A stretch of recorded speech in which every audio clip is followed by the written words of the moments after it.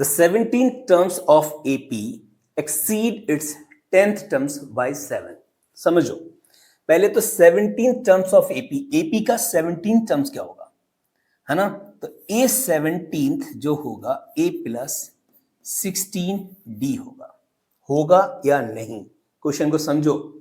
17 terms जो है AP का वो A प्लस 16D होगा, और जो 10th टर्म्स है वो कितना होगा? A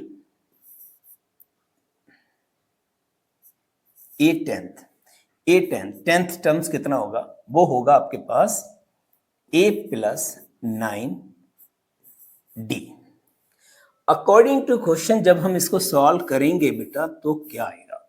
अकॉर्डिंग टू क्वेश्चन इसने बोला है कि जो 17 टर्म्स है वो ज्यादा है 10th टर्म से, कितना? 7।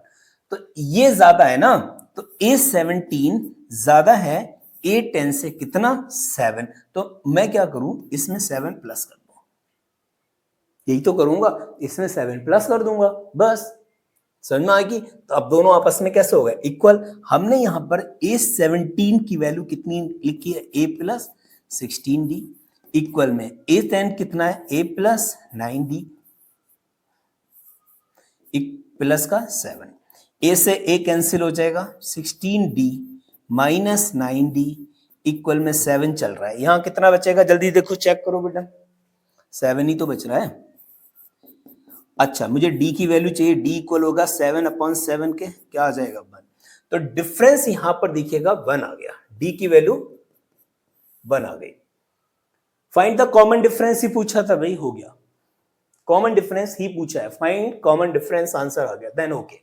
चलिए क्वेश्चन नंबर 11, ये 10 हो गया ना आपका, किसी को डाउट नहीं होना चाहिए। 11 पूछ रहा है, which terms of AP this will be 132 more than it's 54th terms. कह रहे हैं कि वो कौन सा टर्म होगा जो 132 ज्यादा होगा देन इट्स 54th टर्म के। तो हमें क्या करना होगा? पहले तो हम 54th टर्म निकालेंगे, उसमें 132 प्लस करेंगे, वो हमारा एक टर्म की वैल्यू आएगी, वहां से हम n निकालेंगे। थोड़ा सा लेंदी हो सकता है, बट डोंट वरी, मैं कोशिश करूंगा कि आपकी समझ में क्वेश्चन आ जाए। चलिए, विच टर्म्स ऑफ AP हम पहले यहां लिख लेते हैं, 3, 15, 27, 39। AP हमारे पास दे रखा है, A हमारे पास 3 है, D हमारे पास 12 है, यही होगा। 15 माइनस 3 कितना बचेगा? 12। चलिए पहले हम 54th टर्म निकालेंगे। तो 54th टर्म निकालने के लिए A54th निकालने के लिए A प्लस 53D की वैल्यू निकालनी होगी। A प्लस 53 की वैल्यू निकालनी होगी आपको, ठीक है। A की वैल्यू आपके पास 3 है, 53, D कितना है? 12, 3 प्लस 12 की 53 से मल्टीप्लाई करो, फटाफट। नहीं आती है, अच्छे से कैलकुलेशन करके दिखाया करो, कहीं भी कोई गलती नहीं चाहिए। 12 3 जा 36 का 3 कैरी 3, 12 5 जा 60 प्लस 3 63, ठीक है।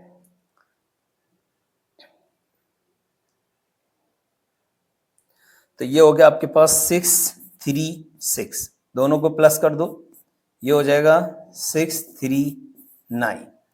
A54th की वैल्यू आपकी आ गई 639। अब क्वेश्चन को समझो, क्योंकि 54th टर्म आपको निकल गया। अब ये कह रहे हैं कि which terms of AP this will be 132 more, यानी ऐसा टर्म बताना है जो 132 मोर हो। तो हम उस टर्म की वैल्यू ना निकाल लें, कैसे निकालेंगे? AN की वैल्यू निकालेंगे, तो हो जाएगा 54th टर्म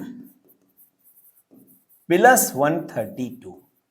54 टर्म कितना है बेटा? 6 3 9 प्लस 132, दोनों को प्लस करो,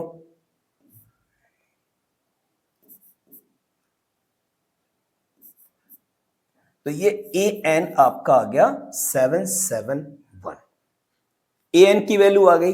अब यहां से हम देखो क्या निकालेंगे, हम निकालेंगे N की वैल्यू। तो AN जब आपके पास आ गया, AN इक्वल होगा A plus N minus 1 into D। A N की वैल्यू कितनी दे रखी है 771। ए कितना है चेक करो 3, एन नहीं पता, डी कितना है 12। Okay 771 equal 3 plus 12n minus 12। तो देखिए 12 और 9 यहां पर बचेगा माइनस का 9 प्लस का 12n 771, ये माइनस का इधर उठा लो तो हो जाएगा 771 प्लस 9 इक्वल 12n। यहां तक ठीक है। तो ये कितना हो जाएगा 780 इक्वल 12n। समझ में आया या नहीं? ये बात समझ में आई। यहां पर ये पूछा था कि वो कौन सा टर्म होगा जो 132 ज्यादा होगा 54th टर्म से। तो आपने 54th टर्म यहां से फाइंड आउट कर लिया, उसमें 132 प्लस कर लिए, ए एन की वैल्यू आ गई 777। ए एन इक्वल होगा, फॉर्मूला लगा दिया, ए एन की जगह पे हमने ये रख दिया, यहां से हमको एन टर्म्स निकलने वाला है। 12n इक्वल हो गया 780। n की वैल्यू निकालेंगे 780/12। देखो कितना जा रहा है, डिवाइड हो रहा है